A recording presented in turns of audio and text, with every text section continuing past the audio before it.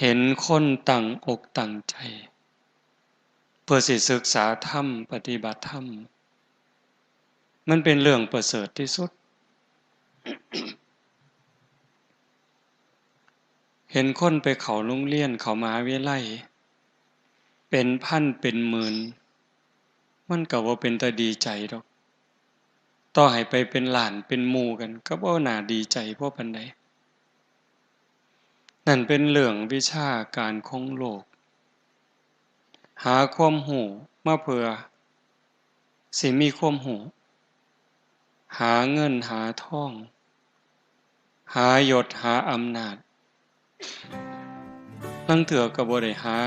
แนวดีแนวงามใส่ตัวพอปานใดเก่งหลายๆฉลาดหลายๆบางเทื่อเปรียบพี่เอาเปรียบน้องเอาเปรียบบ้านเอาเปรียบเมืองเอาเปรียบฮอดพ่อฮอดแม่เอาเปรียบพ่อเอาเปรียบแม่บางเทื่อก็เบียดเบียนฮอดวัดวาศาสนาความรู้ความฉลาดเหล่านั้นตรงกันข้ามกับหันหน้าเข้าหาศีลหาธรรมคันคนมีศีลมีธรรมมีแต่สิเย็นไปหนาสงบไปหนาสงบนี่เป็นบุญเด้สงบนี่เป็นความสุขเด้พระพุทธเจ้าเพิ่นรับรองนัตถิสันติปรังสุขขังความสุขอื่นยิ่งกว่าความสงบไม่มีความสงบเป็นบุญความสงบเป็นความสุขคันเฮาบ่ลงมาวัดโดยปกติอยู่บ้านอยู่เฮือนเฮ็ดอยู่เฮ็ดกินป้องแป้งป้องแป้งเสียงโทรทัศน์แน่เสียงวิทยุแน่เสียงมอเตอร์ไซค์แน่เสียงลูกไห้แน่หลานแอวแน่หนหวยบ่ล่ะอยู่ประจำก็สิว่ามันเคยชินก็พออยู่ได้แต่ว่ามื้อนี้เฮาลงมาวัดเป็นจังได๋เงียบมีแต่เสียงพัดลมขณะอาตมาหยุดเว้าก็ยินแต่เสียงพัดลมสำบายหูสำบายใจอันนี้สงบทั้งนอกแต่คันสงบทั้งในล่ะคืออาตมาบอกนะนั่งพับเพียบก็ได้นั่งคัดสมาธิก็ได้ยืดกายตรงๆลับตาเบาๆหายใจเข้าหูหายใจออกหูลมสั่นก็หูลมยาวก็หูลมหยาบก็หูลมละเอียดก็หูลองเบิ่งบ่สนใจว่ามีผู้ใดอยู่ในศาลานี้แน่เฮ็ดคือก็มีเฮาผู้เดียวเนี่ยคือกับมีเฮาผู้เดียวนั่งเบิ่งลมหายใจมีสติไว้ที่จุดลมกระทบเวลาที่หายใจเข้ามันสิเย็นจักหน่อยหายใจออกมันอุ่นๆจักหน่อย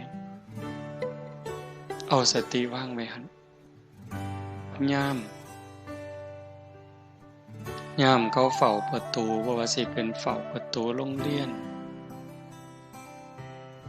โรงงานโรงพยาบาลหรือบ่อนใดก็แล้วแต่ที่มีคนเข้าคนออกยามก็เฝ้าประตูซ่อมเบิ่งแต่คนเข้าคนออกเป็นผู้หญิงเป็นผู้ชายเข้าจากคนออกจากคนยามบ่ได้ตามไปดอกว่าคนเข้าไปทางในเขาเข้าไปเฮ็ดอีหยังเข้าไปทางนอกเขาไปหยังเขาไปไสบ่เกี่ยว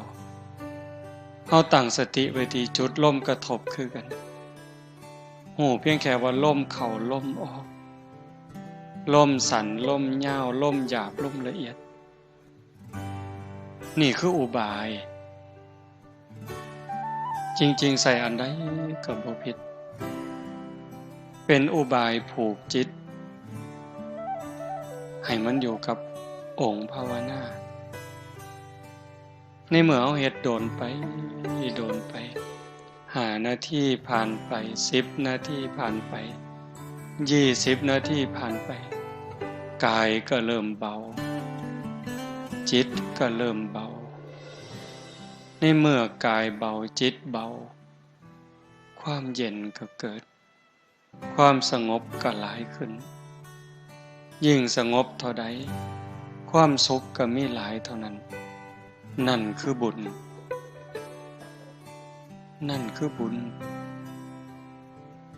บุญเป็นที่เพิงปุญญานิปัลโลกัสสมิงปฏิทาโหติปานินังเพราะเหตุว่าบุญนั้นเป็นที่พึ่งของสัตว์ทั้งหลายในโลกหน้าพร้อมทั้งโลกต่อไปเพิงยังก็บ่ประเสริฐสำกับเพิงบุญเพิงผัวเพิงเมียเพิงลูกเพิงหลานเพิงพี่เพิงน้องกับเพิงใดในข้าวที่หักกันในข้าวที่หักกันในข้าวที่มีศีลมีธรรมในใจคันเวลาใดที่ศีลที่ธรรมจืดจางไปจากใจแล้ว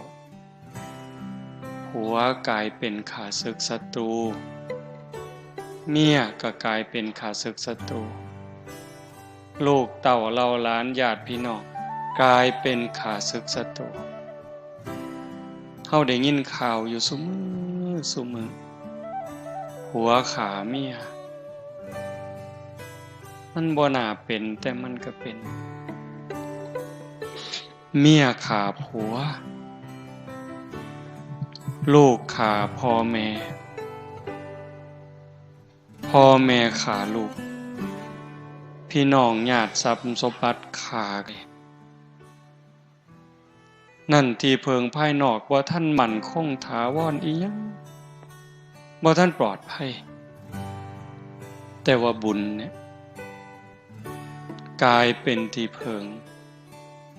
ให้ความสุขให้ความเอิบอิ่มใจให้ความเจริญก้าวหน้าในโลกนี้ก็ตามโลกหน้าก็ตามบุญเป็นสื่อของความสุขอย่างว่าคันเฮ็ดไว้หลายๆเฮ็ดไว้ดูๆเก็บเล็กผสมน้อยห้อมเต่าตื่มกันคันบุญหลายเด้เกิดมาในตระกูลครอบครัวที่ยากจนแต่ว่าโดนไปดีย้อนลูกสำบายย้อนลูกได้ผัวกับผัวดีผัวคุณได้เมียกับเมียดีเมียคุณเกิดในตระกูลที่ยากจนคนแค้นลำบากลำบนแต่ว่าได้ผัวรวยเงินรวยทองแล้วก็รวยคุณงามความดีเพิงผ้าอาศัยพี่น้องเฮากับเพิงผ้าได้อันนั้นบุญนะลูกเกิดมากกะเสือถอยฟังค่ำลูกคุณเจริญรุ่งเรื่องไปในมือข้างหน้าโยมบางคนเป็นตาอ่อนซ่อนลูกเพิ่นมาบวชนำศึกไปวัน2 มื้อ3 มื้อไล่ๆกันผู้หนึ่งจบวิศวะทำงานระยองบ้านอื่นดอกอยู่ทั้งกันทะลมพ่อแม่เพิ่นก็สบายลูกผู้หญิงทำงานอยู่กระทรวงพัฒนาสังคมและความมั่นคงของมนุษย์ปฏิบัติธรรมบ่แต่งงานอยู่ก็สิบ่ท่านพ่อบังมักก็บ่จักแต่ว่าอยู่มาปานนี้บ่ท่านได้แต่งงานปฏิบัติธรรมตลอดร่างกายก็มอบให้สภากาชาติลูกผู้ชายจบวิศวะทำงานอยู่ระยองเหล้าบ่กินยาบ่สูบมาบวชอยู่นำ10 กว่ามื้ออาตมาก็บ่ได้บอกจักควมหูเฮ็ดหูหยังเอง บัดมื้อศึกแล้วเพิ่นก็เฮ็ดหนังสือเป็นข่าวๆหนังสือที่กำลังปรับปรุงพอศึกแล้วก็ขออนุญาตพาพ่อพาแม่ไปมุกดาหารไปกราบพระธาตุพนมกลับมาก็มานอนวัดมาเฮ็ดนั่นเฮ็ดนี่แล้วก็กลับไปทำงานผู้หนึ่งก็วิศวะคอมพิวเตอร์ศึกมื้อก่อนมื้อหนึ่งเนี่ยไล่ๆกันเหล้าบ่กินยาบ่สูบทำงานอยู่คอมพิวเตอร์เครื่องเนชั่นเฝ้าคอมพิวเตอร์มีลูกน้องเฝ้าเป็นพันคนอันนี้ก็บักอย่างดีนั่นหมายถึงพ่อแม่ผู้เพิ่นมีบุญอยู่เป็นนี่เด้สำบายย้อนลูกคันผู้บุญบ่พอล่ะยากย้อนลูกเจ้าของเกิดในครอบครัวที่พ่อแม่มีบุญมีศีลมีธรรมร่ำรวยพ่ออยู่พ่อกินบ่ลำบากพ่อแต่ตกครอบครัวมาผัวก็เมาเมียก็เล่นไพ่เล่นการพนันตกลูกตกหลานมากับผานอย่างเดียวเป็นหนี้เป็นสินย้อนลูกขึ้นโรงพักขึ้นศาลย้อนลูกเห็นบ่นั่นคือบุญบ่พอคำโบราณเพิ่นว่าบุญมีแล้วดีสิปองใสคันแม่นบุญบ่ให้ของขี้หายสิแล่นโฮมอันนี้เว้าเฉพาะในโลกปัจจุบันเด้มันก็ส่งผลตั้งแต่เดี๋ยวนี้โลกปัจจุบันนี้โยมถือว่าเป็นผู้มีบุญมีสติมีปัญญาเกิดในบ้านที่มีวัดมีว่ามีครูบาอาจารย์จูงเข้าหาศีลหาธรรมเฮาเองก็เป็นผู้บ่ประมาทยังใส่ใจสนใจเป็นเรื่องอีหลีเด้บุญเป็นที่พึ่งเฮาก็ได้ตั้งอกตั้งใจเก็บเกี่ยวสัมภารธรรมครูบาอาจารย์เพิ่นพาเฮ็ดปฏิบัติธรรมเฉลิมพระเกียรตินายหลวง88พรรษาอ้างเพิ่นปฏิบัติธรรมถวายเพิ่นพร้อมได้คือกันเด้เป็นอุปถัมภกกรรมเฮาได้ก่อนเกิดขึ้นกับเฮาก่อนเกิดขึ้นกับจิตกับใจแล้วอุทิศส่งไปถึงพระบาทสมเด็จพระเจ้าอยู่หัวบุญตรงนี้จะเฮ็ดให้เพิ่นอายุหมั่นขวัญยืนสุขภาพแข็งแรงเป็นห่มโพห่มไส้เฮาโดนไปอีกตัวเฮาเองก็สิมีสุขภาพแข็งแรงขึ้นบ่แม่นเว้าเล่นเด้ยิ่งเฮาได้เดินจงกรมได้นั่งสมาธิได้เจริญภาวนาแผ่เมตตาตัวเฮาแผ่เมตตาอุทิศบุญอุทิศกุศลเนี่ยที่เฮาเอิ้นว่าเจ้ากรรมนายเวรบาปบุญที่เฮาเคยเบียดเบียนเราสรรพสัตว์เขาตกทุกข์ได้ยากบางจิตบางใจยังอาฆาตพยาบาทจองเวรเขาอาฆาตเขาก็เป็นทุกข์ย้อนอาฆาตย้อนจองเวรย้อนสร้างบาปสร้างกรรมเขาไปตกนรกบ้างเป็นเปรตบ้างอสุรกายบ้างเฮ็ดให้ตกทุกข์ได้ยากลำบากลำบนพอแต่เฮาได้มาปฏิบัติธรรมรักษาศีลเจริญภาวนาอุทิศบุญอุทิศกุศลเพิ่นรับหูรับทราบให้อโหสิเป็นอโหสิกรรมโลกนักก็เบาบางโลกเบาบางก็จางคลายโลกน้อยๆหมดทุกข์น้อยๆหมดจากหนักเป็นเบาจากเบาเป็นบ่มีเฮาสิพิจารณาเห็นว่าครูบาอาจารย์รุ่นก่อนๆที่เพิ่นเพียรอีหลีปฏิบัติอีหลีอายุ90ขึ้นแข็งแรงเด้หลวงตามหาบัวจังซี่หลวงปู่เทศจังซี่ก็เกี่ยวกับอดีตชาตินำนั่นล่ะ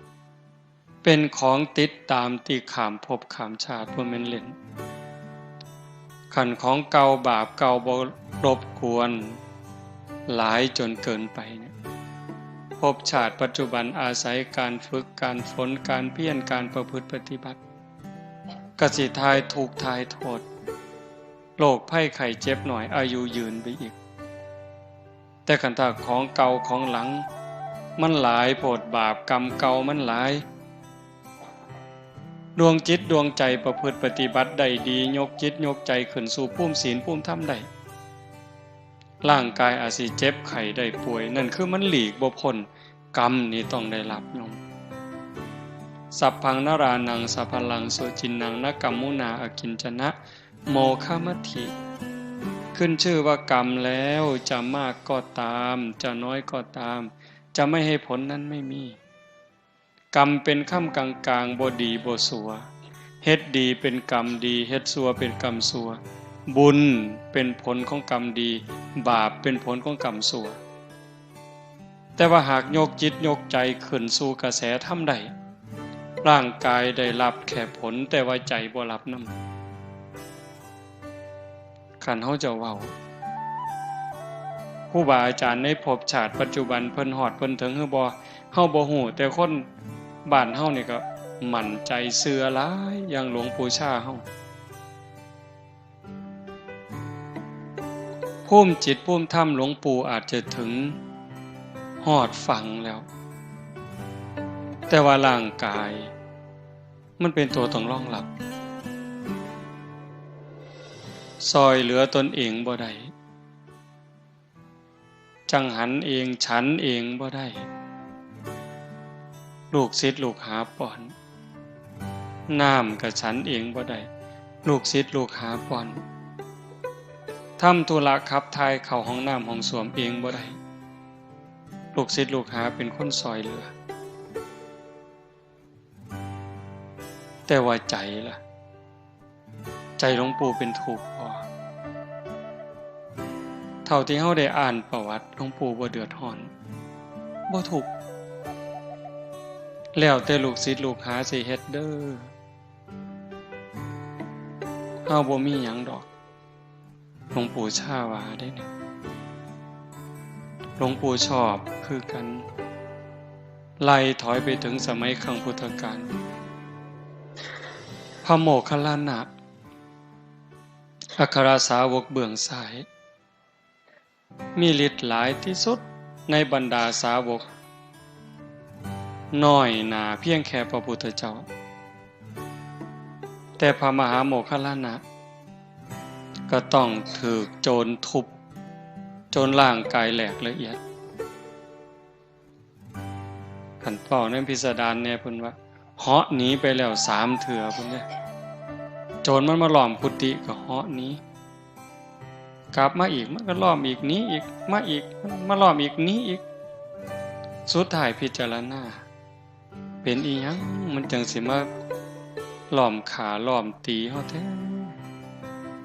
พิจารณาเห็นบาปกรรมเคยตีพ่อตีแม่ตั้งแต่อดีตชาติบ่หนีแล้วกรรมจะต้องได้รับก็เลยมานั่งให้ล่อให้โจรมันทุบสุดท้ายเขาก็ทุบจนแหลกละเอียดยังบ่ทันตายได้นี่คันบอกภาษาเฮาร่างกายแหลกละเอียดแล้วโจรมันหูว่าตายแล้วร่างกายแหลกละเอียดแล้วก็พากันหนีก็ใส่ฌานใส่สมาธิรวบรวมร่างกายเป็นโตเป็นตนอีกเทื่อนึงไปกราบลาพระพุทธเจ้าพุ่นเด้โยมกราบลาพระพุทธเจ้าแล้วก็จังกลับมาร่างกายแหลกคือเก่าดวงจิตจังออกจากร่างเรื่องจังสี่คันเว้าภาษาคนเฮาธรรมดายุคปัจจุบันส่วนใหญ่เขาบ่เชื่อแต่ถามอาตมาได้มันเชื่อบ่อาตมาเชื่อเป็นหยังจังเชื่อเพราะพระพุทธเจ้าตรัสเรื่องสัจธรรม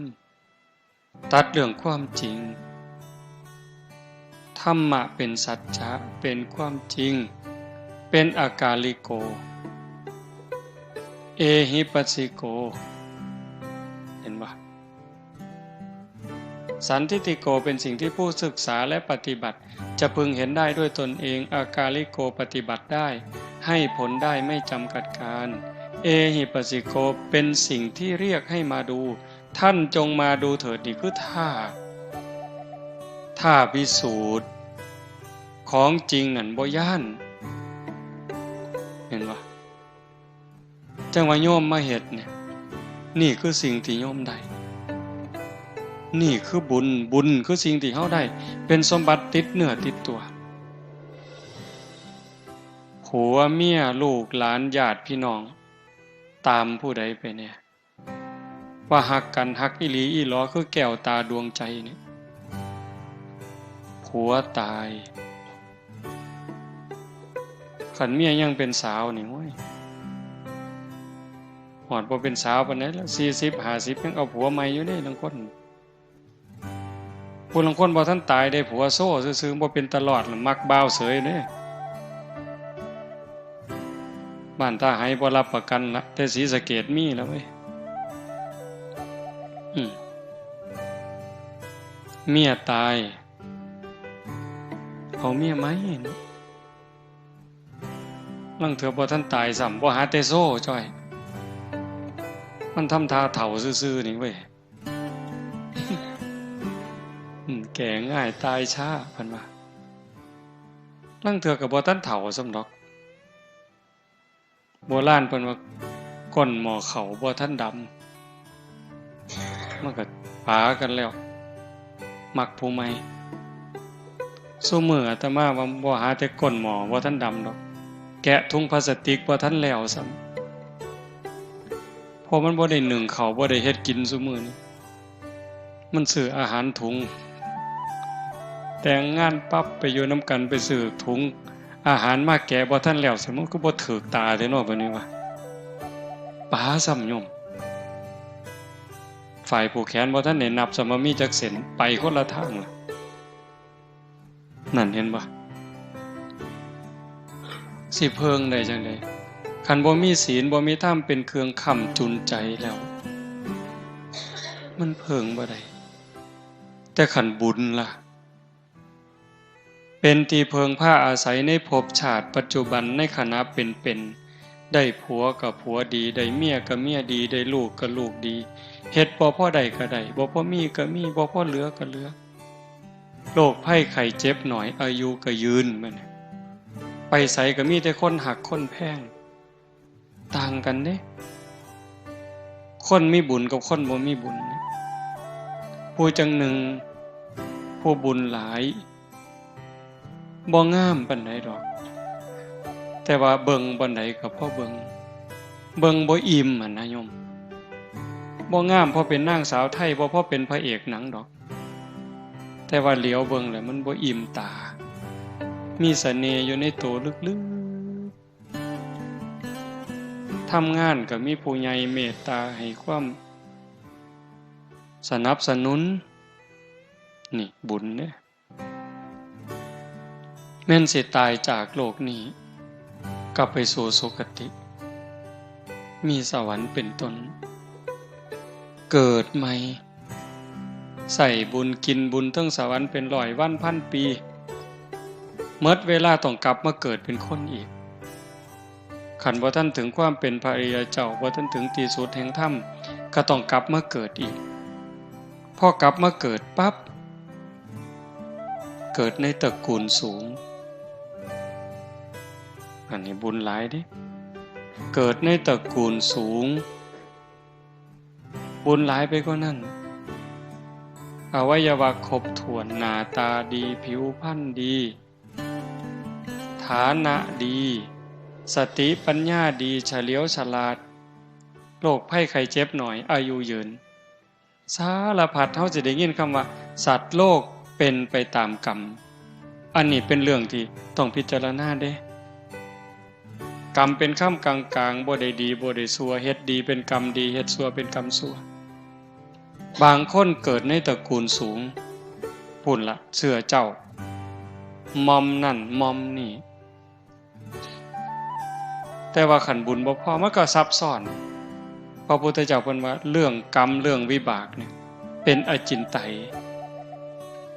คือกันกับได้เปียกได้เปียกที่มันทับถมกันมันหยุ่งปลดยากแก้ยากโยมเขาจะเห็นว่าบางคนเกิดในตระกูลสูงเชื่อพระวงศ์แต่ว่าขี้ร้ายเห็นบ่เกิดในตระกูลสูงเชื่อพระวงศ์บางคนก็หน้าตาดีแต่ว่าโง่เอาที่ล่ะก็เป็นหมดทั้งเทื่อพิการทั้งเทื่อโรคหลายจังซี่นั่นคือบุญบ่พร้อมมันบ่สมบูรณ์เฮ็ดดีอันนึงแต่ว่าขาดอันนึงให้ท่านเนี่ยสิเฮ็ดให้รวยแต่ว่าขาเขามาท่านน่ะรวยอยู่แต่ว่าอายุสั้นมักเบียดเบียนสัตว์มาท่านมาทำบุญรวยอยู่แต่พิการเอาติล่ะรวยอยู่แต่ว่าโรคหลายเอาติล่ะบ่สามารถทานศีลมันก็สารพัดเธอมันสิสมบูรณ์หมดทุกอย่างคนที่เพิ่นสมบูรณ์หมดทุกอย่างอะโยมเกิดในตระกูลสูงพร้อมงามพร้อมรวยพร้อมโรคภัยไข้เจ็บน้อยพร้อมอายุยืนพร้อมเพิ่นมีเทิงทานเทิงศีลเทิงภาวนาเทิงเมตตาเทิงซอยเหลือเทิงเกื้อกูลบ่อิจฉาบ่ริษยาจิตใจดีจิตใจงามมีเมตตาต่อเราสัตว์บ่มีที่สุดบ่มีประมาณได้เจริญสมาธิภาวนาได้ประพฤติปฏิบัติเต็มที่มีแนวเฮ็ดให้สร้างก็บ่สร้างเฮ็ดให้เครียดก็บ่เครียดมันบ่ง่ายที่เฮ็ดใจได้จังซั่นก็ต้องอาศัยการฝึกการฝนการอบรมจังซี่จะว่างานปฏิบัติธรรมนี่เป็นงานสืบสานอายุพระพุทธศาสนาเป็นงานสร้างจิตวิญญาณพอเฮาบ่ได้เกิดชาตินี้ชาติเดียวโยมคันเฮาเชื่อตามพระพุทธเจ้าเฮาบ่ได้เกิดชาตินี้ชาติเดียวเฮาผู้เดียวนี่หวยนับคู่บ่เลือดเฮาผู้เดียวนี่คันเอามาโฮมกันเกิดมาแต่ละภพแต่ละชาติถือแค้นถือขาเอาเลือดเฮาผู้เดียวมาโฮมกันนี่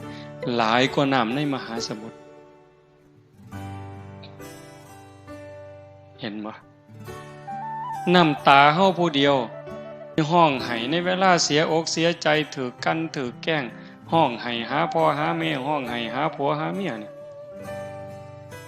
คันเอามาโฮมกันก็หลายกว่าน้ำในทะเลน้ำตาเฮาผู้เดียวนี่แต่ละภพแต่ละชาติเอามาโฮมกันกระดูกเข้าผู้เดียวเกิดมาแล้วตายเกิดมาแล้วตายเอากระดูกเข้าผู้เดียวมากองโฮมกัน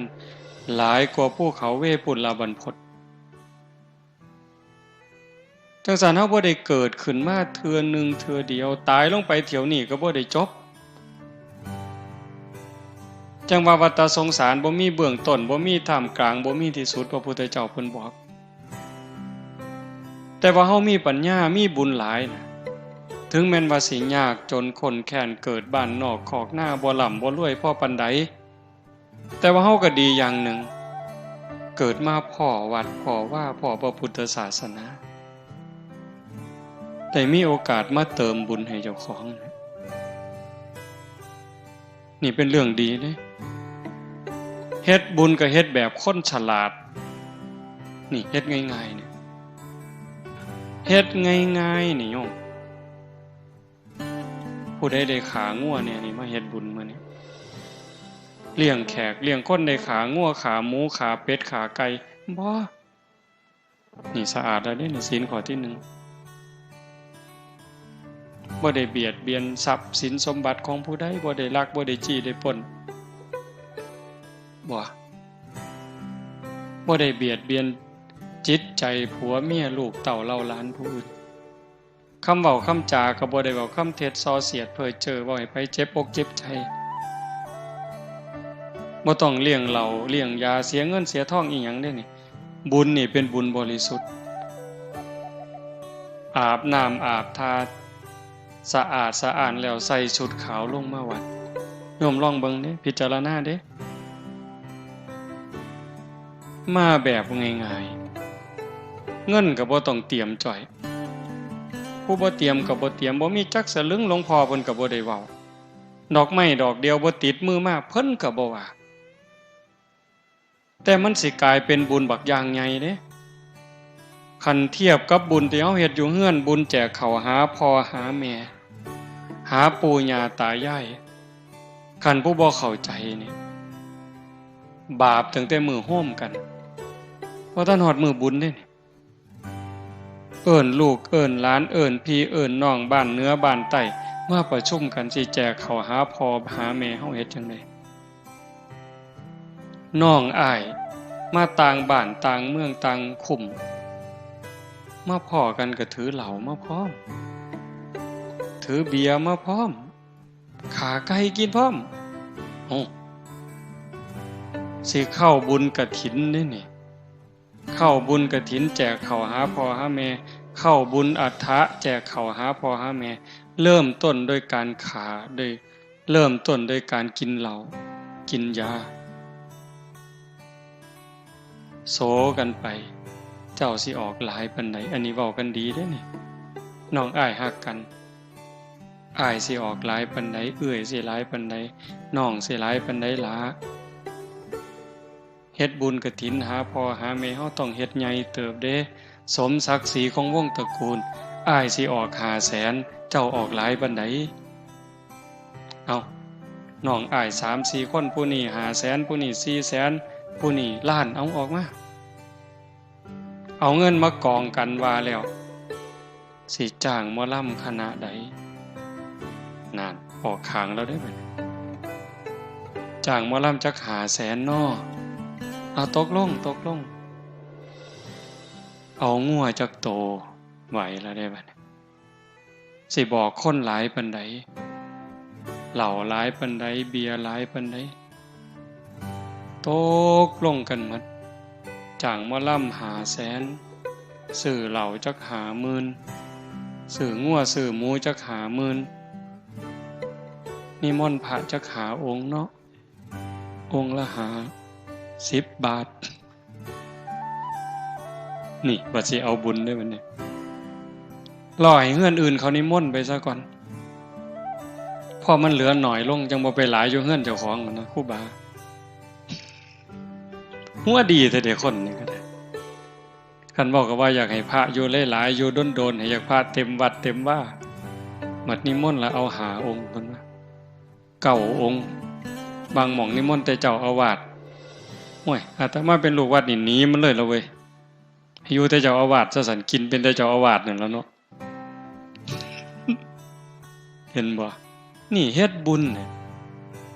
เฮ็ดแนวนั้นหมดเป็นแสนหมดเป็นล้านบุญกันน้อยๆแต่ว่ามื้อนี้บ่แม่นเว้าเอาเด้แม่ใหญ่ก็ฟังแล้วก็คิดอย่าเชื่อเด้เชื่อง่ายแล้วโง่เว้ยฟังแล้วก็คิดคันมื้อนี้เฮาตั้งใจมาฝึกปวดขาก็ทนปวดแอวก็ทน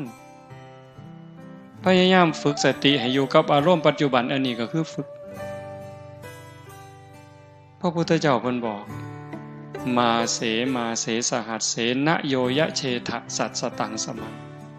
เอกันจะภวิตัตตานังมหุตตัมปิปูชเยสาเยวะปูชนาเสโยยันเยวะสัตสตังหุตัง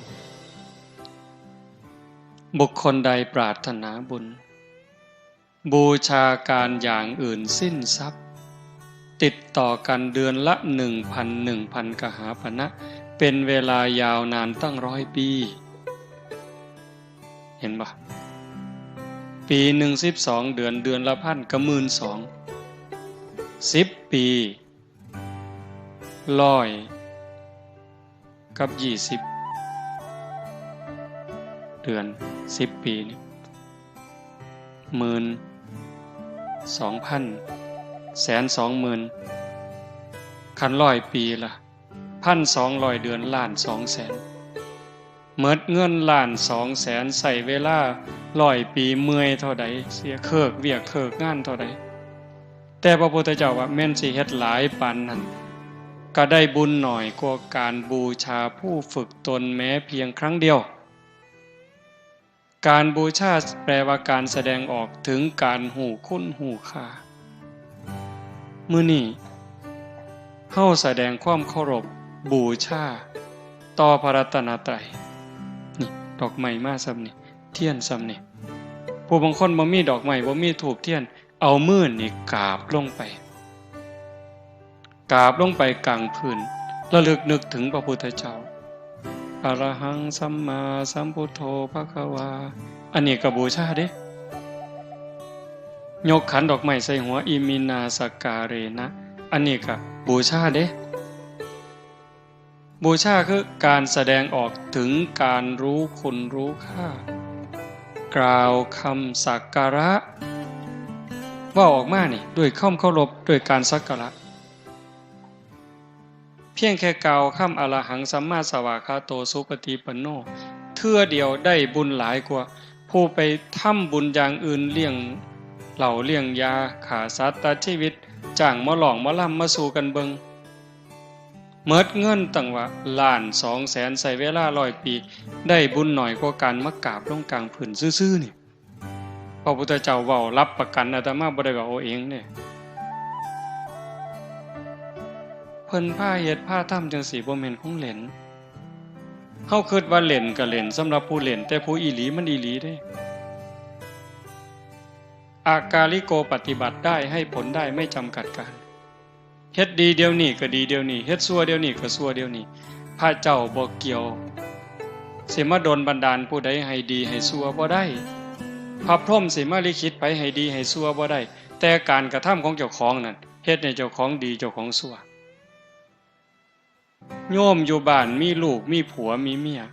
ทำมาหากินปากกัดตีนถีบกลางแดดกลางเดินโยมก็เป็นพระใดขันใจโยมเป็นพระใจนี่มันเป็นพอเกี่ยวกับเครื่องแต่งตัวดิอยู่บ้านอยู่สองบ่มีสูทขาวใส่แต่ว่าใจมีศีลมีธรรมมีความเมตตาอายสัวกลัวบาปกลายเป็นใจพระเห็นบ่ใจนี่เป็นเนี่ยเป็นตำรวจแต่ว่าไปหลักเขาไปปล้นเขาใส่สูทตำรวจแต่ใจเป็นโจรประพฤติตัวอย่างโจรก็กลายเป็นโจรในเครื่องแบบเห็นบ่ใจเป็นใหญ่ใจเป็นประธานทุกอย่างสำเร็จที่ใจใจถึงก่อนสิสุขนี่ก็ใจสุขสิทุกข์นี่ก็ใจทุกข์สิเดือดร้อนก็ใจร้อนสิสงบร่มเย็นก็ใจสงบร่มเย็นคนเนี่ยมันเป็นผู้ลิขิตโลกโลกร้อนเพราะใจคนร้อนโลกเย็นเพราะใจคนเย็นโลกนี่มันสิวุ่นวายก็เพราะใจคนนี่ซับซ้อนวุ่นวายโลกสิสงบร่มเย็นก็ย้อนคนเด้ถ้าใจคนสงบใจคนร่มเย็นคือโยมอยู่จังสิโยมลองคิดเบิ่งมาถ้าหมดโลกคนหมดโลกเนี่ยมีจิตใจคือญาติโยมบ้านท่าไห้อำเภอเขืองในเมืองอุบลเฮาเนี่ยเป็นจังสี่หมดโลกตอนนี้สินับถือศาสนาพุทธก็ตามนับถือศาสนาคริสต์ก็ตามนับถือศาสนาอิสลามก็ตามนับถือศาสนาพราหมณ์ศาสนาซิกก็สั่งว่านับถือศาสนาใดๆก็ตามหากว่าทุกคนในเวลานี้หมดโลกเนี่ยมีจิตใจคือโยมอย่างหน่อยๆก็ข่มจิตข่มใจละร้อนก็ทนหนาวก็ทนหิวก็ทนง่วงก็ทนปวดขาปวดแข้งก็ทนพอใจก็ทนบ่พอใจก็ทนพยายามสงบใจขันคนทุกคนในโลกเป็นแนวนี้มันสิขากันบ่โยมบ่สงครามมันสิมีบ่การเอารัดเอาเปรียบกดขี่ข่มเหงยักยอกหลอกลวงกันมันสิมีบ่การเค้นการขาการด่าร้ายกันมันสิมีบ่มันมีบ่ได้ขันใจคนเป็นแนวนี้ที่ใจญาติโยมเป็นจังซี่ก็ย้อนโยมมีธรรมเป็นหยังโยมจังได๋มีธรรมก็ย้อนโยมไฟบุญเชื่อของคนงามความดีมันฝังมาในจิตวิญญาณโยมตั้งแต่อดีตชาติแล้ว เฮาบ่ได้เกิดมาชาตินี้ชาติเดียวอย่างว่ามันคอยสะสมคอยบ่มคอยเพาะเฮามีหน้าตาดีมีอวัยวะครบถ้วนมีสติมีปัญญานั่นคือบุญเก่าเฮาเอาบุญเก่ามาต่อเอาบุญใหม่ปุญเยนะปุญญังสังสรรธรรมนาเอาบุญเก่ามาต่อเอาบุญใหม่บุญได้เกิดเป็นคนได้เกิดในผืนแผ่นดินไทยเกิดใต้ร่มใบบุญบารมีของพระบาทสมเด็จพระเจ้าอยู่หัวเกิดมาพ่อพระพุทธศาสนาบ่นิ่งดูดายฟังเทศน์ฟังธรรมหูเรื่องเห็นประโยชน์ของชีวิตเห็นว่าชีวิตเป็นของหน่อยวันเวลาของชีวิตมันหน่อยนิดเดียวแต่ว่าชีวิตเป็นสิ่งสำคัญใครได้ป่วยลงนี่ก็หมดสภาพตายก็หมดโอกาสแต่ว่าตอนนี้มันบ่ทันตายแม่นสิเฒ่าแม่นสิแก่แม่นสิหลงลืมสุขภาพสมบูรณ์บ้างบ่สมบูรณ์บ้างแต่ตอนนี้ชีวิตยังมีอยู่ยังแยกผิดแยกถูกแยกดีแยกชั่วเว้าดีก็ได้เว้าร้ายก็เป็นแต่ว่าเฮาอยากได้บุญอยากได้ดีอยากมีความเจริญเฮาก็เอาชีวิตที่เหลือนี่เข้ามาวัดนี่คือคนมีปัญญานี่คือคนฉลาดผู้บางคนแข็งแรงกว่าเฮาเด้ปุ่นไปร้องเพลงอยู่ในคาราโอเกะพุ่นไปกินเหล้าอยู่พุ่นไปเที่ยวหยังต่อหยังอยู่พุ่นบ่คิดน้ำศีลน้ำธรรมเลยอันนั่นก็ได้ของดีมากได้ร่างกายได้ชีวิตของความเป็นมนุษย์มาบักอย่างดีแต่ว่าบุญบ่พอเกิดมิจฉาทิฏฐิบ่ได้เชื่อว่าบาปมีบุญมีชาติหน้าชาติก่อนนรกสวรรค์อีหยังทำดีได้ดีมีที่ไหนพูดนักปราชญ์เก๋เพิ่นเว้าทำดีได้ดีมีที่ไหนทำชั่วได้ดีมีถมไปว่าซิผัวไผเมียไผลูกไผบ่ว่ามาแต่ได้แม่นดีสิขามศพคนไปก็ได้ว่าให้ได้ยศได้ตำแหน่งได้อำนาจวาสนามาสิขามหัวคนไปจะคนผู้ก็บ่งึดอันแนวนั้นได้มันเป็นร้อยล้านพันล้านแสนล้านก็สร้างโยมอย่าไปอ่อนซ่อนอย่าไปงึดมาเป็นร้อยล้านมีอำนาจขับโลกนั่นคือคนขาดทุนนั่นคือคนอาภัพมันสิได้ไปหยังล่ะยังเว้าบังคั่นดินดอนตอนหญ้าเฮือนซ่านบ้านซองรถล่ามาสร้างลูกเต่าผัวเมียไผสินำเจ้าไปเนี่ยหมดลมหายใจกลับไปไผไปมันลังเทื่อบ่ทันตายซ้ำยังว่าบ่ทันโซ่บ่ทันไข้บ่ทันป่วยไปเป็นของผู้อื่นแล้วลูกว่าลูกเฮาเลี้ยงมาพาใหญ่หย่ำเขามกจกเขาป้อนบอกลังเทื่อบ่ฟังลังเทื่อมันเถียงเฮาหัวสักกินพุ่นเห็นบ่คันแม่นอยู่นำกันแม่นดีก็ตามต่อดีนำกันจนตายตายแล้วก็จากกันบ่ได้นำกันไปเจ้าของเฮือนเจ้าของบ้านซื้อในทะเบียนบ้านสถานะเจ้าบ้านตายปั๊บเขาก็เอาใบมรณบัตรบ่เกิน24ชั่วโมงมาตาใส่รถเด้ซื้อเฮาเป็นผู้ครอบครองโฉนดที่ดินนส.3 ตายปั๊บคันบ่ทันโอนบ่ทันหยังเขาก็ไปฟ้องคนตายลูกเขาได้นี่ฟ้องโยมคือบ่จะว่าหน้าเฮาก็ว่าหน้าเฮานะซาวมาเองซื้อมาเองเฮ็ดให้เฮ็ดหน้าก็เลี้ยงลูกเลี้ยงเต้าใหญ่ก้าหน้าบานมาบัดเฮาตายแล้วไปฟ้องเฮาเสยฟ้องคนตายว่าซั่นว่าสิเอาหน้าเฮาได้นี่เห็นบ่มันบ่แม่นของไผนี่อันนั้นของนอกกายดอกของในตัวว่าเนี่ยกินข้าวกินน้ำเจ็บไข้ได้ป่วยก็ให้อยู่ให้ยาดูแลรักษาประคบประงมมันงอกก็ย้อมอันผมเนี่ยแขวมันหักมันหลุดก็เอาแขวปลอมมาใส่ผู้บางคนหนังมันเหี่ยวก็ไปยืด ไปดึงให้มันตึงไว้บัดตายแล้วปั๊บบัดผมเส้นเดียวก็บ่ได้กระดูกท่อนเดียวก็บ่ได้แขวเล่มเดียวก็บ่ได้ขี้เท่าเท่าปลายเข็มนี่บ่แม่นบ่ได้เป็นหยังจังบ่ได้มันบ่แม่นของเฮามันเป็นสมบัติของโลกร่างกายนี่เป็นของยืมมายืมจากดินจากน้ำจากลมจากไฟพ่อแม่ปั้นเอาดินน้ำลมไฟมาปั้นเป็นเนื้อเป็นตัวเป็นขาเป็นขี้งเฮาเพิ่นก็เอาดินเติมดินน้ำเติมน้ำลมเติมลมไฟเติมไฟเฮาก็จังใหญ่มา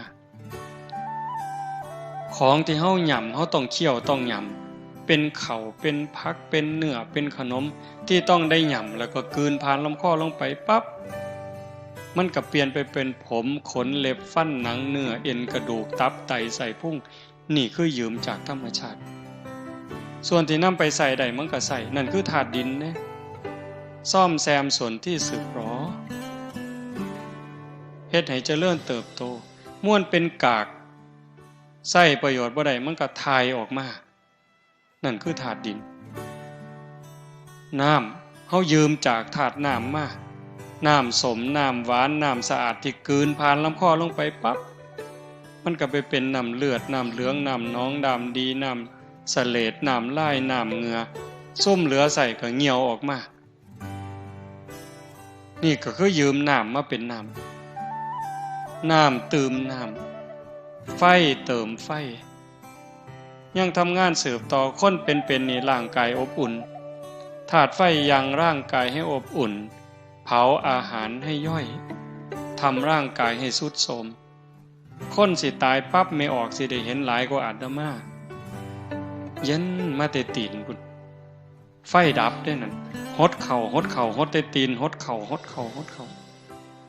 บางคนก็เย็นตั้งแต่หัวมากับตีนลวงเข้าหากันจอดเขาไล่ใกล้เขามาหอดกันอยู่วางท้องเย็นจ้อยขันเย็นมัดโตแปลว่าตายไฟดับล่มดับเห็นบ่ยืมล่มมาเติมล่มหายใจเข้าหายใจออกนี่คือล่มยังเติมล่มยังทำหน้าที่ของเขาปกติแต่ขันเขาบ่ทำหน้าที่แล้วล่มคัดของป่วยคัดของซ้ำหน่อยซ้ำใดซ้ำหนึ่งนี่เจ็บไข้ได้ป่วยล่มเดินบ่สะดวกป่วยไข้แต่ขันอย่าหยุดเลยล่มหยุดเลยตายไฟบ่ปกติไข้ป่วยคือกันไฟทำงานบ่ปกติเย็นเกินไปก็ไข้ได้ร้อนเกินไปไข้ได้ขันพอดีเฮาก็จังเป็นอยู่จังซี่ลมผิดปกติก็ตายไฟผิดปกติตายน้ำผิดปกติป่วย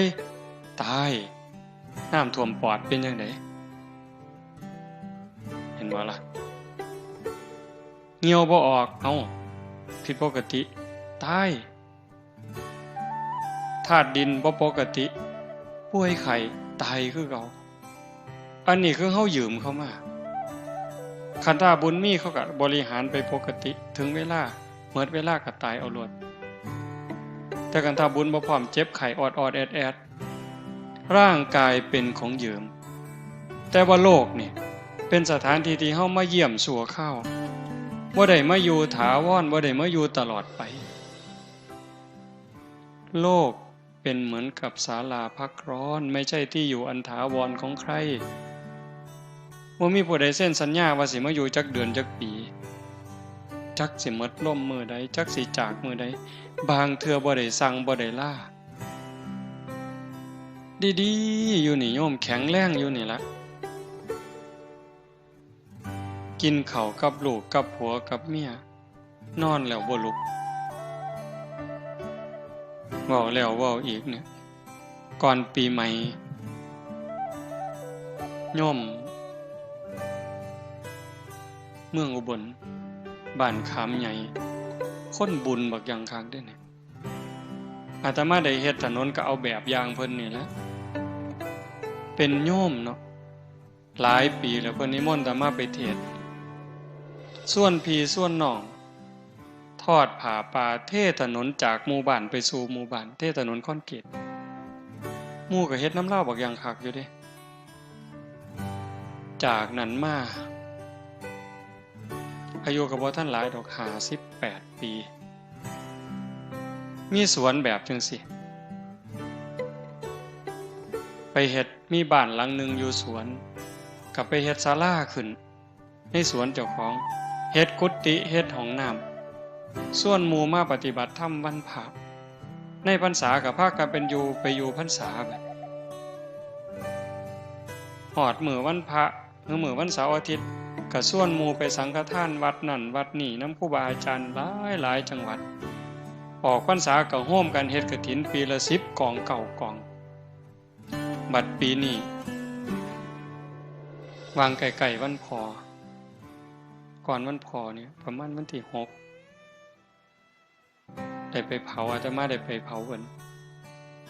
อยู่ดีๆนี่โยมขับรถไปหาหมออยู่อุบลเนี่ยจักแม่นไปบนใดดอกก่อนรู้สึกว่าบ่สบายก็ขับรถไปเองไปหาหมอเพิ่นก็ตรวจเกล็ดเลือดต่ำหมอว่าให้นอนเพิ่นก็เลยบอกหมอว่าผมนอนบ่ทันได้ดอกครับบ่ได้บอกลูกบอกเมียผมมาผู้เดียวผมขอไปบอกลูกบอกเมียก่อนขับรถไปบอกลูกบอกเมีย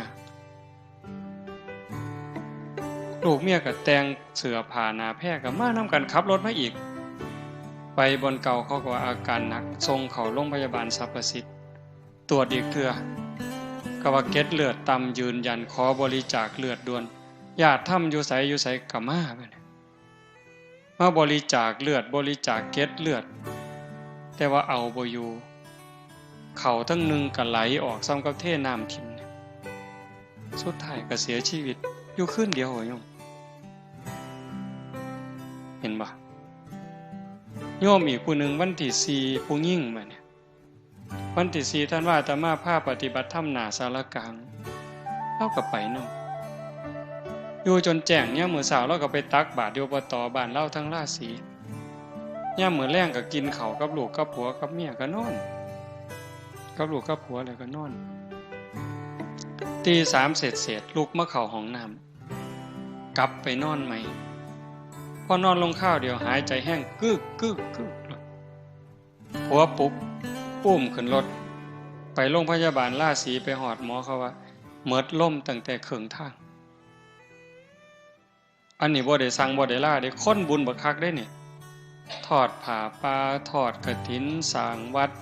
สร้างพระพุทธรูปใหญ่หลายๆหม่องแต่บัดสุดท้ายก็คือจังซี่คนดีก็ตายคนชั่วก็ตายแต่ว่าเฮาสิตายแบบคนดีเฮาสิตายแบบคนชั่วมันบ่จบโยมคันตายแล้วมันจบเนี่ยอาตมาก็สิเศร้าเว้าแต่หึงแต่มันบ่จบเนี่ยงานจังซี่เป็นงานฝึกงานบุญอย่างอื่นมันก็ได้แต่บุญนะเฮาฟังเข้าใจบ่สวดมนต์วางแรงอาตมาเชื่อว่าสวด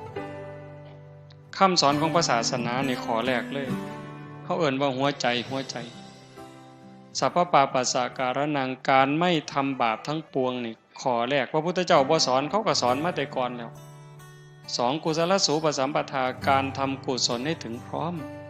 อันนี้เขาก็สอนก่อนพระพุทธเจ้าแล้วพระพุทธเจ้าว่าถึกแล้วพระองค์ก็นำมาสอนต่อละบาปถูกต้องบำเพ็ญบุญก็ดีงามแต่ว่าบ่ทันปลอดภัยตัวที่แน่นอนที่สุดที่พระพุทธเจ้าสอนสจิตตปริโยทปนังการชำระจิตของตนให้ขาวรอบชำระจิตได้จังได๋ฮู้จักชำระอยู่บ่เช็ดล้างเช็ดทำความสะอาดล้างทำความสะอาดล้างใจเนี่ยล้างใจให้มันสะอาดจากหักจากสั่งจากได้จากเสียจากมีจากเป็นล้างใจให้มันสะอาดจากความโลภความโกรธความหลงความเกลียดความกลัวอิจฉาริษยาไผสิล้างให้บัดเนี่ยสะเดาะเคราะห์900วัดมันก็บ่เซาบัดอันความ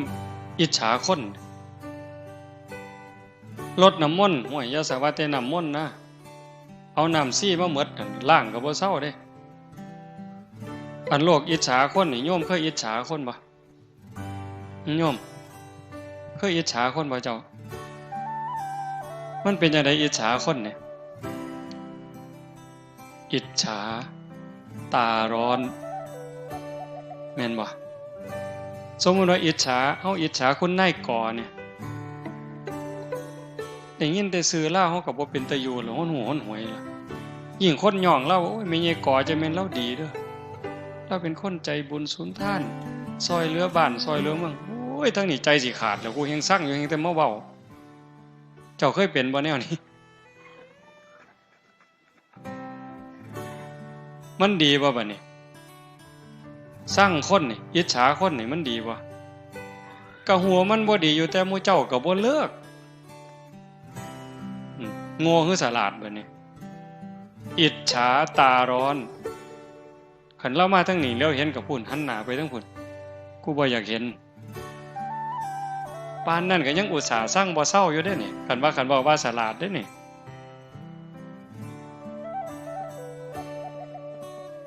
ให้ล้างใจตรงนั้น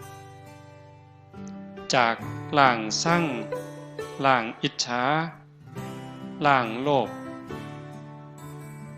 ล้างฮอดดีประสุดท้ายให้จิตมันอยู่เหนือดีเหนือชั่วคือโยมนั่งสมาธิผู้นั่งมาตั้งแต่ต้นอาตมาบอกมาชั่วโมงนึงแล้วคือบอกข้าวเดียวว่าสิเว้าน้อยๆถูกยาดีบ่บัดนี้เนาะผู้นั่งมาตั้งแต่ต้นเด้นี่คือบ่ออกเป็นนั่งเถียงมาแต่แรกคือตอนนี้จิตตอนนี้ถามว่าฮักบ่โยมลองเฮ็ดใหม่ก็ได้หยุดตัวตรงๆหายใจเข้าหายใจออกถามว่าจิตตอนนั้นตอนที่อยู่กับลมปัจจุบันเห็นลมเข้าลมออกเนี่ยผู้เบิ่งลมมันเบิ่งยากนั่งหยุดตัวตรงๆหลับตาเบิ่งรูปเจ้าของหนังมีสติไล่ตั้งแต่ฝ่าเท้าซ้ายจังใดเท้าขวาจังใดมือซ้ายมือขวาจังใดกายตั้งตรงบ่ก้มไปบ่เงยไปบ่ให้เห็นเจ้าของนั่งหลับตาเนื้อลืมตาในเอาสติเบิ่งรูปเจ้าของนั่งเห็นภาพเจ้าของนั่งชัดเจนตอนนี้นะถามว่าใจหักบ่มีความหักบ่บ่มีความสร้างมีบ่โลภมีบ่ย่านผีบ่ขันใจอยู่กับอารมณ์ปัจจุบันจังซั่นบ่หักบ่สร้างบ่โกรธบ่เกลียดบ่กลัวบ่อิจฉาริษยานั่นคือจิตเป็นอิสระเฮ็ดจังได๋สิพอกพูนจิตตรงนี้ไว้ให้มันได้หลายๆมันมีความเข้มแข็งคนธรรมดาอย่างเฮานี่เฮ็ดได้อยู่แต่บ่เข้มแข็งได้ชั่วครูชั่วยามโยมคันเฮาเฮ็ดบ่ได้ถึงที่สุดฝึกบ่ได้ถึงที่สุดทอดกฐิน8ล้านกองละ800ล้านเจ้าก็บ่ปลอดภัยอย่าซะว่า800กองแล้ว8ล้านกองก็ได้กองละ800ล้านก็บ่ปลอดภัยเป็นหยังเพราะว่าจิตเฮานี่กลับกอกเกิดเร็วดับเร็วเพียงแค่ชั่วรัดนิ้วมือนี่เหยียดนิ้วมือออกนี่กำเข้ามาปุ๊บนี่จิตเกิดดับแสนโกรธขณะ10ร้อยเป็นพัน10พันเป็นหมื่น10หมื่นเป็นแสน10แสนเป็นล้าน10ล้านเป็นโกรธแสนโกรธขณะนี่กรึบซ้ำนี่ใจเฮามันเกิดดับไว้มันคิดเรื่องนั้นเรื่องนี้ไว้วิทยาศาสตร์เพิ่นว่าแสงเร็วกว่าเสียงฟ้าเหลื่อมศรีสะเกษนี่ปั๊บปุ่นจัก2นาทีปุ่นจังสิดังมาฮอดบ้านตาหายจังสิฟ้าห้องหึมมาฮอดพี่เหลื่อมมึงก็วนแป๊บๆยังขี้ไล่ก็ครึ่งนาทีจังสิหึมเสียงฟ้าห้องดังมาฮอดที่จริงมันเกิดพร้อมกันระหว่างแสงกับเสียงเนี่ยสปาร์คปั๊บเกิดเสียงปั๊บแสงแวบพร้อมกันแต่ว่าการเดินทางของเสียงน่ะมันช้ากว่าแสงไว้ไปโลดแสงนั่นแต่บ่สู่ใจมีไงบ่สู่ใจคนจิตคนเนี่ยจิตบ่มีรูปร่างบ่มีโตบ่มีตนกวัดแกว่งดิ้นรักษายากสัญจรไปไกลไปคนเดียวบ่ได้ส่วนกันคิดเด้เบิ่งมันเร็วส่ำใดผู้ใดเคยไปกรุงเทพ เคยทำงานกรุงเทพขึ้นฮอดโรงงานเคยไปอยู่เห็นฮอดแล้วแม่นบ่นี่ไหวบ่ผู้ใดเคยไปเชียงใหม่ขึ้นปุ๊บฮอดแล้วนี่เห็นบ่นี่ย่างย่องๆเชียงใหม่แล้วหุ่นย่างอยู่ดอยสุเทพเลยเอ้าย่างดอยเดินอินทนนท์แล้วนี่เอ้าผู้เคยไปเด้ผู้เคยไปอินเดียปุ๊บผมฮอดแล้วนั่นเอ้า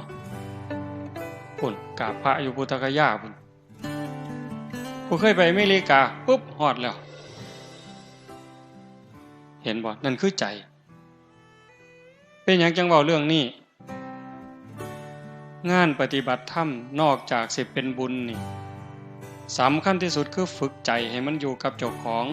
ให้กายกับใจทำงานอันเดียวกันอยู่หน้าที่อันเดียวกันเพื่อป้องกันหยังป้องกันบ่ให้เจ้าของเป็นทุกข์บ่ให้เจ้าของเดือดร้อนอยู่ในเวลาปัจจุบันนิยมเวลาเฮาสิหักเด้เวลาสิหักเวลาสิสั่งเวลาที่เครียดสิขมสิย่านสิกลัวก็ย้อนตาเห็นแล้วก็ทรงใส่ใจหูได้ยินแล้วก็ทรงถึงใจจมูกได้กินก็ทรงใส่ใจกายสัมผัสก็ทรงใส่ใจลิ้นได้รสก็ทรงใส่ใจใจประมวลภาพมีหักมีโกรธมีเกลียดมีกลัวใจมันเป็นผู้รับเอาทั้งดีทั้งชั่วทั้งบุญทั้งบาปเป็นจังได๋บัดนี้ที่อาตมาเว้าข้างไว้วังนึงว่ากระดูกเข้าผู้เดียวก็สูงใหญ่กว่าภูเขาเวปุลลาบรรพตน้ำตาเฮาผู้เดียวก็หลายกว่าน้ำในมหาสมุทรเลือดเฮาผู้เดียวก็หลายกว่าน้ำในทะเลคันเอามาร่วมกันแต่ละภพแต่ละชาติอีหยังมันไปเกิด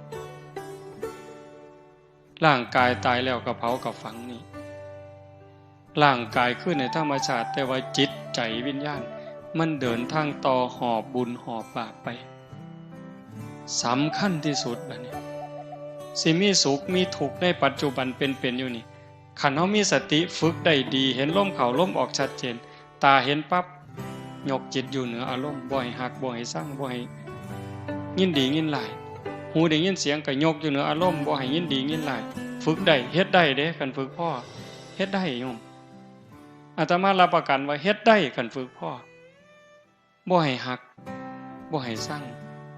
ตาเห็นก็สร้างหูได้ยินก็สร้างจมูกได้กินก็ตามลิ้นได้รสก็ตาม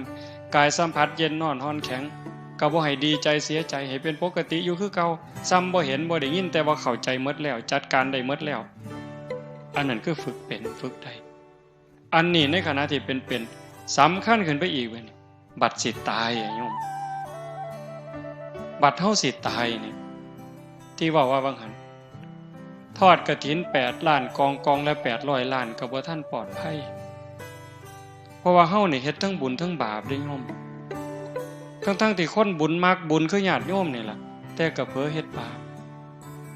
ฮอดครูบาอาจารย์พระสงฆ์องค์นี้นั่งเทื่อก็เผลอเฮ็ดบาปเด็ดใบใหม่เสียหญ้าเสียยุ่งยืนเงียวจังซี่เอาฉันเข้าเพี้ยนฉันจังหันฉันเพี้ยนกินข้าวค่ำใหญ่ฉันค่ำใหญ่ก็บาปอีกล่ะเขาดีล่ะฉันไปนำว่าไปนำก็บาปอีกแล้วกัดข้ามเข่าก็บาปอีกแล้วเฮ็ดจังได๋บัดนี้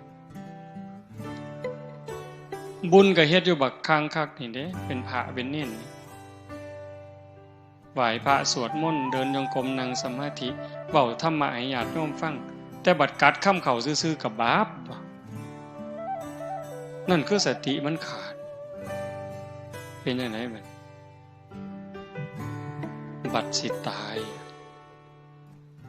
มันมาฟ้องใจเฮาบ่ได้เริ่มหยังจักอย่างโยมฟังดีๆจังสิจบแล้วนะจิตเฮานี่บ่ได้เริ่มหยังจักอย่างมันบันทึกข้อมูลที่เฮาเฮ็ดมาด้วยกายวาจาใจที่ถึงพร้อมด้วยเจตนาความคิดคำเว้าการกระทำใดๆตั้งแต่เฮาจำความใดถึงพร้อมเจตนามันถูกบันทึกไว้ในใจเฮาหมดคอมพิวเตอร์ว่ามันเก่งมันสิเก่งเพราะบันไดไวรัสกินข้อมูลเสียมิดปล่อยซ้อยไวรัสกินข้อมูลในคอมพิวเตอร์ข้อมูลเสียหายแต่ว่าใจเฮานี่โยมมันบ่ได้ลืมหยังจักอย่างโยมเพียงแต่ว่ามื้อนี้เฮาบ่เห็นซื่อๆคันโยมได้นั่งสมาธิได้เดินจงกรมฝึกจิตฝึกใจไปจักระยะหนึ่งมันจะเริ่มจำ จำได้เรื่องเล็กๆน้อยๆคอรอแคแลจอกรอแคแลจำหมดจำไปพุ่นละหอดนอนในกระด้งพุ่นโอ้ยอาตมาจำได้อะโยมบ่คิดว่าสิจำจักเม็ดจักสิจำมาเฮ็ดหยังเนาะของจังซั่นนอนในกระด้งเพิ่นเอาสมุดกับดินสอไว้เทิงหัวมีมีดโกนอยู่เทิงหัวแม่เพิ่นป้อนเขาเลิกศีลมาไว้ครึ่งเขาเอาตีนลูกกับตีนแม่ไปนำกันเอาหัวลูกหนุนเขานี่ยำเขามกไว้ตองเหย้านี่จำได้บักดีเลยเด้นี่เอาหางซ่อนตักมาเอาป้อนใส่ปากต้อยหน้าต้อยหลังเพื่อสิกลืนเขาหมดคำนึงเอามือจุ่มน้ำในโอ่งยดใส่ปากป้อนเขาบ่ทันแล้วขี่ใส่ขาเพิ่นบ่สั่งบ่เครียดลังมือป้อนเขาบ่ทันแล้วเฮาบ่ทันอิ่มซ้ํพวกเขาใหญ่กว่าเอื้อยเขาพวกเขาเป็นเอื้อยแลนมาญาติกินข้าวหมกจื้อได้จักสิจื้อไม่เป็นประโยชน์อีหยังอันของจังซั่นอันนี้บอกว่ามันบ่ลืมถ้ามาจำได้ย่างน้ำก้นโยมแม่เป็นเด็กน้อยกำลังย่างเป็นหาบเพิ่นหาบกระตาหน้ามันสิฟังนึงมันสิเป็นแอนกลางเป็นคู่ทั้งปีเป็นโน่นซ้ายทั้งนี้เป็นโน่นสิขึ้นมาบ้าน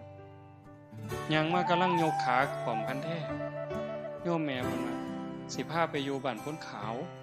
ไปอยู่น้ำปูน้ำยาจำได้จักสิจำให้มันเป็นอีหยังอันนี้เรื่องจังสี่บ่ถึงว่าเป็นบาปเป็นกรรมแต่ว่าเรื่องที่เฮาฆ่าสัตว์ตัดชีวิตไปอูฐกินนู่นผู้ใดเคยอูฐกินนู่นเนี่ยสอนหวกสอนปลาลูกคอกได้เม่งนะข้าวสารผู้ใดเคยเป็นแน่นี่สอนแพร่กระแงงได้เม่งข้าวสารนี่ยัดใส่ปากเลยโอ้ได้กุ้งเต้นจับหนวดมันไว้กัดกินเลยบ่ไปใส่ได้ย่ายนี่มันถ้าเอาเฮาหมดได้นี่สอนได้หัวขี้โพบีบขี้แต่แก๊ดหัวกบบีบไว้ปัญญังหัวขี้โพบ่เอาบันไดหัวเขียดไก่หน้านี่มันบ่มีขี้บันไดแฮงได้ดีจักล้านโตแล้วเจ้าหมดแดงดินมันขึ้นมาบนกินเขาอยู่ใต้ตารางเฮือนอยู่ใกล้เถียงหน้าต้มน้ำร้อนเทลวกนั่นเสร็จหมดนี่ม่วนหมู่นี่แง่หมดแดงลองเบิ่งหายหนูบัดนี้อาตมาได้เฮ็ดน้ำพุ่นผ้าเฮ็ดเนาะไปเกี่ยวเขาพ่อหนูจังซี่ปุ่มเฟื่องอัดไว้หม่องนึงเทน้ำหายบัดนี้แล่นออกมาถือขวานไม้มูดเอาบัดนี้ได้หลายตัวแฮงแต่หมานบัดนี้บ่ฮู้ว่าบาปจักเม็ดได้ใหญ่ลองเบิ่งติล่ะคนปานนั้นไปเอาต้อบัดนี้พูนกกใหม่บักสูงนึงผู้ใหญ่เพิ่นก็ขึ้นเอาไฟอูดไฟล่นได้ห่วงมันลงมาอาตมาเป็นเด็กน้อยก็แกะบัดแกะเอาลูกมันใส่คุไปแกะถือคนนึงแม่มันวิวออกมาใส่หัวเอาตกให้หน้าบ่ได้ห้องบ่ได้สั่งเลยตกให้หน้าท้วนโลดเป็นจังไดบัดจื้อมาหมดบัดนี้แต่กี้บ่จื้อเด้นี่วัดมาบวชนี่มาจื้อขอรอแค่แลเล็กๆน้อยๆสิ่งเหล่านี้มันสิเอามาฟ้องเฮาบัดยามเฮาเจ็บยามเฮาเจ็บยามเฮาไข้ยามเฮาสิตายมันสิเอาแนวหมู่นี้มาคันใจเฮานึกเห็นภาพบ่ดีใจขาดปัดตอนนั้นไปบ่ดีก่อนไปนรกก่อนที่จริงบุญก็บ่ไปไสล่ะบุญอยู่หั่นล่ะแต่ว่าใจมันไหลลงต่ำตามใจน้ำสิไหลลงตามหอมบ่ทันไหลกอดขึ้นเวียนเกี่ยวสู่ดอยแนวดีแนวงามบ่คิดแต่แนวบ่ดีเด้ดำรินี่พระพุทธเจ้าเพิ่นจึงสอนให้ในมรรคมีองค์8สัมมาสังกัปโปดำริชอบดำริออกจากกามเลยข้อที่1เลยนี่อวิหิงสาวิตโปดำริออกจากการบ่ เบียดเบียนนำหลีออกจากการบ่มุ่งร้ายนั่นคือทางถูกแต่ว่าใจคนล่ะ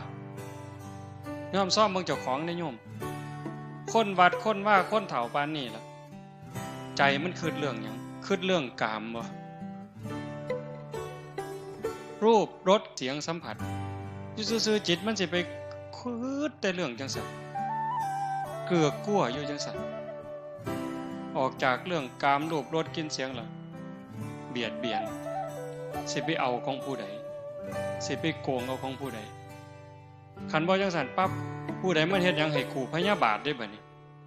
ผู้นั้นมันเคยว่าให้กูผู้นี้มันเคยเอาเปรียบกูผู้นั้นมันเฮ็ดพี่กูน้องกูอันนั่งสมาธินี่ไม่อาตมาเคยเว้าหมู่อาตมาก็เป็นอยู่ดอกแต่หันบ่ทันเว้าปานเล่าอาจารย์สมคิดจันนิ่งหนองไปนั่งนำกันอยู่วัดพิษป่านแก่งอำเภอเขมราชไปนำกันปีนั้นหลายองค์นั่งสมาธิชั่วโมงนึงน่ะโยมนั่งอยู่ชั่วโมงนึงนำกันก็เที่ยงที่รีไผก็ได้วัดหลวงพ่อใหญ่เพิ่นแผ่เมตตาแผ่เมตตาอย่างดีเด้นี่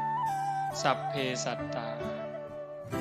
สุขิตาโหนตุอเวลาโหนตุว่าไปพอแผ่เมตตาจบไหว้พระเลิกสมาธิเป็นจังได๋อาจารย์สมคิดเว้าความแรกขออภัยนะโยมอยากเตะปากผู้ใหญ่บ้านเด้ว่าซั่นอ้าวเป็นหยังล่ะเครียดให้ผู้ใหญ่บ้านเพิ่นก็เป็นเจ้าอาวาสเพิ่นปั่นไฟแห้งบัดนี้ยุคนั้นทุกวัดเขาสิมีห้านหมอลำแม่นบ่ล่ะนุ่นอาตมาไปอยู่สกลนำอาจารย์สมภพใหม่ๆมันคักเด้บ่ได้ย่านตายจักเม็ดได้ตอนนั้นอาจารย์สมคิดคือกันบ้านเพิ่นอยู่อุดรอำเภอศรีธาตุม่างห้านหมอลำเขาเพิ่นเดินหมอลำกับปลูกกกไม้ใส่เดินวัดผู้ใหญ่บ้านเขาเอางัวมาลามซุมื้อเพิ่นก็ไปผูกกกไม้ใส่ที่บัดเอาไปมาพวกทั้งพระผูกกกไม้บัดนี้ผู้ใหญ่บ้านเขางัวมาลามพิษกันหลายผู้นึงกับปลูกผู้นึงกับงัวมาลามสู่กันอยู่เป็นพรรษาออกพรรษามาผู้ใหญ่บ้านกับพาลูกบ้านพาพี่พ่อน้องเขามาไล่เพิ่นหนีบัดหนีมากกระเซิงมากบัดนี้ไปปฏิบัติธรรมนำกันนั่งสมาธิชั่วโมงนึงแล้วก็คือเห็นแต่ผู้ใหญ่บ้านเอางัวมาผูกใส่กกไม้ลาวที่บัดนี้ออกจากสมาธิก็อยากเตะผู้ใหญ่บ้านทนตัวบัดนี้เบิ่งติล่ะแทนที่นั่งสมาธิจิตสิสงบจิตสิเย็นมันสิมียุบหนอพองหนอพุทโธอีหยังเกิดเห็นแต่หน้าผู้ใหญ่บ้านที่ลี่อยู่ตั้งแต่เดิมนั่นคือใจโยมรักษามันง่ายบ่เจ้าว่าพยาบาทบัดเฮาสิตายมันเป็นจังซี่ปั๊บโอ้ยโยมพระกับพระไผกับไผไปเลยนรกอย่างเดียวคันมันขึ้นฮอดบุญมานี่เห็นภาพเจ้าของนั่งสมาธิเห็นภาพแม่ขาวพ่อขาวหลายๆใจขาดตอนนั้นเจ้าบอกว่าข่อยบ่ไปข่อยอยากลงนรกบ่ได้เด้โยมมาบานเพิ่นก็เตะขึ้นสวรรค์เลยเด้เตะขึ้นสวรรค์เลยข่อยบ่ไปเพิ่นก็ว่าเจ้าต้องไปโลดเด้นั่นเพราะว่าใจมันไปจิตดวงสุดท้ายในชีวิตนี้เป็นจิตดวงแรกของชีวิตหน้าการฝึกการฝนนี่ยังจำเป็นอาตมานั่นเป็นมือสุดท้ายเนี่ยบอกให้ฟังว่าคันแม่นว่ามันตายอาตมากับบ่ทันหม่มนรกเป่าเต็มปากเลยโยมมื้อวันที่31นะสวดมนต์ข้ามปีพอดีเทิงภูเขานี่ภูเขาปั่นเอาเองพวกรถเพิ่นเฮ็ดมันมีก้อนหินโคลอแค่แลเนาะอาตมาเพิ่นสิลงไปอาตมาเลยว่าโอ้เจ้าไปเคลียร์ให้แน่เอารถไปเอาก้อนหินออกจักหน่อยเพื่อให้มันนั่งสบายมันมีหญ้ามีหยังนำเพิ่นก็รถไปแล่นหน้าแล่นหลังมันก็เป็นดินน่องขึ้นมาบัดนี้มันดินน่องขึ้นมามันค่ำๆอาตมาก็เลยส่วนครูบาเอาเฟืองไปปกจักหน่อยหาโยมเพิ่นขึ้นไปนั่งสมาธิยามกลางคืนก็พากันเอาเฟืองขึ้นไปเอาเฟืองปก มันผันล่มมื้อวันที่31นั่นล่มแห้งๆมันบ่ซองไปใต้ฐานพระเพิ่นเห็นศาสตร์บัดนี้โอ้ปูเฟื่องแล้วก็เอาศาสตร์มาปูโยมก็4คนก็เจ้าก็มาสมทบมาแต่กันทะลักในมาแต่แถวๆนั้นอีกโยม4คนพระอีกองค์หนึ่ง2กับอาตมาปูศาสตร์แล้วอาตมาเป็นเห็นขอนไม้ยูคาประมาณแขนเนี่ยอยู่มันก็ใหญ่เติบเนาะเฮ็ดจังได๋เนาะเอามือคุ้ยบ่ตีนก็เอาตีนไปยันตีนยันมันก็ขยับแล้วสิเอาย่านศาสตร์มันปิวลงภูเขาก็สิเอาไม้มาทับถนศาสตร์บัดนี้พอแต่ไปยกขึ้นมาปั๊บเลิศโยมหัวว่าเป็นหยังนี่เลยไม่งอด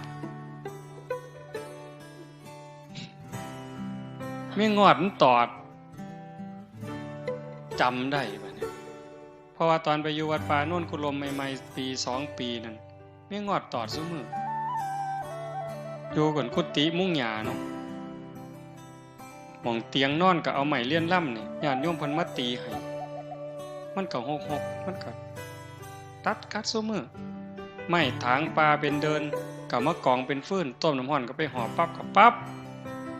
จื้อได้เพราะปัญญัง20กว่าปียังจื้อได้อยู่ปั๊บไม่งอดว่าซั่นหม่องสำคัญที่อาตมาเว้าให้ฟังนี่ก็คือว่าอาตมาก็ฝึกบ่พอ20กว่าปีเกือบ30เด้ก็ว่าฝึกพอสมควรแต่ยังใส่บ่ได้บ่ผ่านโยมห้องแต่เบิ่งเหิงอันไม่งอดตอดนั่นอันนี้เพิ่นมาพากรรมฐานเด้นี่ไปเทศน์ให้คนฟังก็บอกให้เจริญสติเด้นี่เขาเอิ้นเป็นอาจารย์เขาเอิ้นพ่อครูเพิ่นลังมองแต่ว่าโง่บ่บัดเนี่ยมีงอดตอดแล้วหลงห้องบ่ฮู้โตเลยเพิ่นว่าห้องก็บ่พอได้บัดนี้อันขอนอยู่ในมือจักถิ่มแต่เบิ่งเหิงถิ่มไปไสบ่กำหนดบ่ฮู้ซ้ำคันแม่นถิ่มลงใส่นิ้วตีนเจ้าของอาจสิขาดก็ได้หือโยนไปใส่หัวหมู่ก็บ่ฮู้จักหยังเลยตอนนั้นจักไปใส่มาฮู้สึกโตอีกเทื่อนึงตอนห้องแล้วก็เลยว่าโอ้เจ็บเว้ยแต่ว่าอย่าทุกข์นะเจ้าอย่าควรอย่าข้างเด้ให้เจ้าฮู้ซื่อๆใครแม่นตายมันไปฮอดโลกใดเหรอโยมตกนรกตั้งแต่แล้วซาปานนั้นผ่านไป 2-3 นาทีจังมีสติจังตั้งได้อันเว้าจังสิให้คิดได้บัดย้านอาตมาย้านบัดนี้ย้านหลังตายทุกข์ในขณะที่ตายว่าทุกข์ในขณะที่เป็นมันทุกข์เห็นอยู่แต่เฮาทนได้ทุกข์จากพ่อตายแม่ตายผัวตายเมียตายลูกหลังพัดภาคเฮาทนได้อยู่เป็นไข้เป็นหนาวปวดแขวทนเจ็บท้องออกลูกก็ว่าพ่อตาพ่อจือโยมก็บ่จือนี่คือมันชินเห็นบ่แต่ว่าทุกข์หลังตายล่ะนรกล่ะเป็นแนวใดเปรตเป็นแนวใดคันตามตำราเนี่ยมันเป็นตาญาณแท้จังว่าเพิ่นพาเฮ็ดงานจังซี่ปฏิบัติจังซี่ให้โยมตั้งใจมื้อนี้ซ้ำมาฝึกกลับไปอยู่บ้านอยู่เฮือนนั่นคือสนามรบวัดนี่มันเป็นบ่อนฝึก เก่งก็เก่งอยู่บ่อนฝึกแล้วมวยมันซ้อมอยู่ค่ายมันเตะก็สอบปานสิขาดตกเตะเป้ากับปานสิขาดใส่หมู่พุ่นล่ะแต่ว่าขึ้นเวทีนี่ขาสั่นเที่ยๆยกขาก็บ่ขึ้นยกกำปั้นก็บ่ขึ้นจากมัดหนักก็กลายเป็นหนักมัดไปโลดดอกอันนี้มาวัดนี่มานั่งสมาธิหลับตามิ่งๆนี่บ่มีผู้ใดห้ายเจ้าเนาะพระก็มีแต่ย่องเจ้าก็สบายใจดีอันนี้มันสนามฝึกลบไปเฮือนผัวก็จมเอาลูกก็แอวเอางัวก็ออกคอกก็ร้องเบิ่งเอามันสิเป็นหยังบัดนี้กรรมฐานเจ้ามันสิเหี่ยไปฮอดไสเจ้าว่า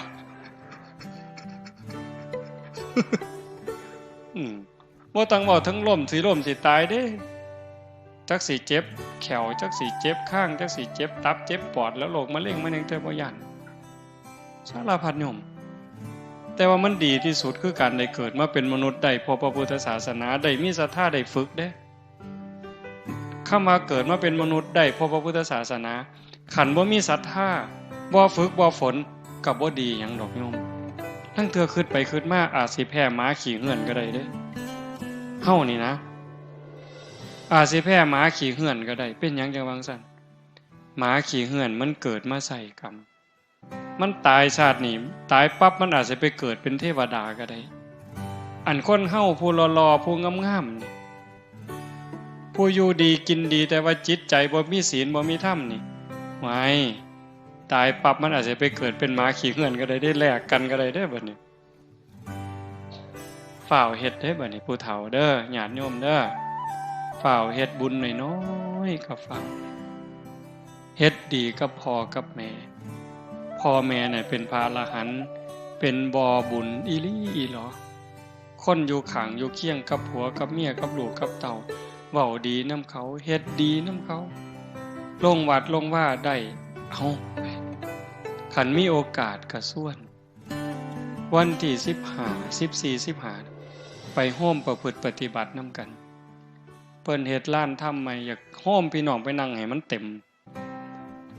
ปีนี้อาจสิมีแนวดีๆอาตมาใจบ่ดีวางหนึ่งว่าสิเศร้าซะดอกคิดเบื่อคิดนายแต่บัดซ่อมมันก็เป็นตาหลายกว่าเก่าบัดนี้แม่มื้อนี้ซุมมาแต่กรุงเทพก็สิมาซุมมาแต่โคราชก็สิมามันยากนำคนมื้อนี้นะก็ว่าสิมามันเอาไปมาสิหลายเด้นี่หลายก็หลายไปโลดไปสิม่วนคิดว่าสิพาโยมฝึกหลายๆปีนี้ฝึกหลายกว่าปีกายผ้าเล่นหลายพดข้าวเดียวก็ร้องเพลงข้าวเดียวก็ร้องเพลงเนาะนี่ก็สิมีบ่มีก็บ่ฮู้แล้วแต่ว่าจะพาปฏิบัติให้หลายขึ้นเพื่อเห็นแล้วว่าเฮานี่บ่ปานใดไม่งอดตอดก็ลงห้องจักสิห้องให้มันเป็นหยังก็ปวดซ้ำเก่านะบ่ห้องแล้วก็แล้วแต่นั่นคือขาดสติจังว่าต้องฝึกต้องฝนต้องเขี่ยวเจ้าของให้เต็มที่ว่าได้สรุปได้ว่าบ่มีผู้ใดซอยไผเจ้าของซอยเจ้าของกันฝึกได้ก็เอาตัวรอดคันฝึกบ่ได้ก็เอาตัวบ่รอดเข้าใจเนาะมื้อนี้สมควรแก่เวลา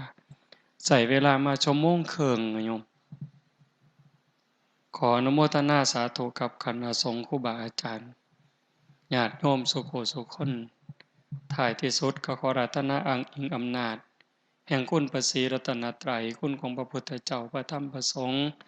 และอำนาจแห่งบุญกุศลคุณงามความดีที่มีทั้งหมดทั้งมวลในสากลจักรวาลจงหลอมร่วมเป็นตบะเป็นเดชะเป็นพลวปัจจัยอำนวยหนุนทรงให้ครูบาอาจารย์ญาติโยมทุกท่านจงเป็นผู้เจริญงอกงามในภาษาธรรมคำสั่งสอนขององค์สมเด็จพระบรมศาสดาตลอดทั้งจตุรพิธพรชัยคืออายุวันนะสุขภละปฏิพันธ์ธรรมสารสมบัติให้เป็นผู้มีสัมมาทิฏฐิมีโอกาสประพฤติธรรมปฏิบัติธรรมให้ได้เข้าถึงธรรมที่พระท่านได้เข้าถึงได้หูแจ้งธรรมที่พระท่านได้หูแจ้งจนสามารถนำตนในพ้นทุกข์ได้มีความสุขกายสุขใจปรารถนาสิ่งหนึ่งประการใดหากเป็นไปโดยชอบประกอบโดยธรรมก็ขอให้ความหวังความปรารถนานั้นจงสำเร็จทุกๆประการโดยทั่วกันทุกท่านทุกคนทุกรูปทุกนามเถิด